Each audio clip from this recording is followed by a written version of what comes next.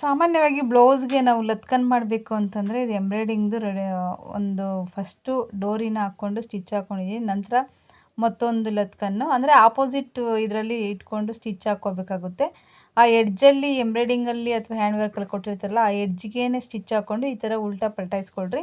ಈ ಪಲ್ಟಾಯಿಸಿದ ನಂತರ ಅದರ ಒಳಗಡೆಗೆಲ್ಲನೂ ಒಂದು ಸ್ಪಂಜನ್ನ ಫಿಲ್ ಮಾಡಿ, ವೇಸ್ಟೇಜ್ ಬಟ್ಟೆನ ಫಿಲ್ ಮಾಡಿದ್ರು ಓಕೆ. ಬಟ್ ವೇಸ್ಟೇಜ್ ಬಟ್ಟೆ ಫಿಲ್ ಮಾಡೋದಕ್ಕಿಂತ ಈ ಥರ ಸ್ಪಂಜು ಫಿಲ್ ಮಾಡಿದ್ರೆ ತುಂಬಾ ಒಂದು ಫಿನಿಶಿಂಗ್ ಬರುತ್ತೆ ಮತ್ತು ಒಂದು ಥಿಕ್ನೆಸ್ ಆಗಿರುತ್ತೆ ಅಂತ ಹೇಳ್ಬೋದು. ಈಗ ಅದನ್ನೆಲ್ಲ ಫಿಲ್ ಮಾಡಿದ ನಂತರ ಸ್ವಲ್ಪ ಒಂದೊಂದೇ ಇದರಲ್ಲಿ ಸ್ಟಿಚ್ ಹಾಕೋಬೇಕು. ಸೂಜಿಯಲ್ಲಿ, ನಾರ್ಮಲ್ ಸೂಜಿಯಲ್ಲೇ ನಾವು ಎಮ್ಮಿಂಗ್ ಮಾಡೋ ಥರನೇ ಒಂದೊಂದು ಸ್ವಲ್ಪನೇ ಸ್ಟಿಚ್ ಹಾಕ್ಕೊತಾ ಹೋಗಬೇಕು. ಈ ಒಂದು ಸ್ಟಿಚ್ಚು ಕಾಣಿಸ್ತಾ ಇರೋ ಥರ ಸೇಮ್ ಥ್ರೆಡ್ಡಲ್ಲಿ ಹಾಕಬೇಕಾಗುತ್ತೆ. ಸೇಮ್ ಥ್ರೆಡ್ಡು ನಂತರ ಒಂದು ಸೇಮು ಇದರಲ್ಲೇ ಸೈಡಾಗೇ ಸ್ಟಿಚ್ ಹಾಕ್ಕೊಂಬಂದು ಮತ್ತು ಇದನ್ನು ಫಿಲ್ಲಿಂಗ್ ಮಾತ್ರ ತುಂಬ ಒಂದು ಜಾಸ್ತಿನೇ ಮಾಡಿ, ಯಾಕೆಂದರೆ ಅದು ದಪ್ಪ ಕಾಣಿಸ್ಲಿ ಅನ್ನೋದಕ್ಕೋಸ್ಕರ ಅಷ್ಟೇ. ಲತ್ಕನ್ನು ಚೆನ್ನಾಗಿ ಫಿನಿಶಿಂಗ್ ಬರಬೇಕು ಅಂದರೆ ಕೊನೆಗೇ ಸ್ಟಿಚ್ ಹಾಕ್ಕೊತಾ ಬಂದರೆ ಫಿನಿಶಿಂಗ್ ಬರುತ್ತೆ.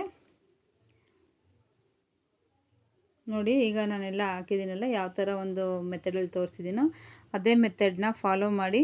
ತುಂಬಾ ಇದು ಈಸಿ ಅಂತ ಅನಿಸುತ್ತೆ.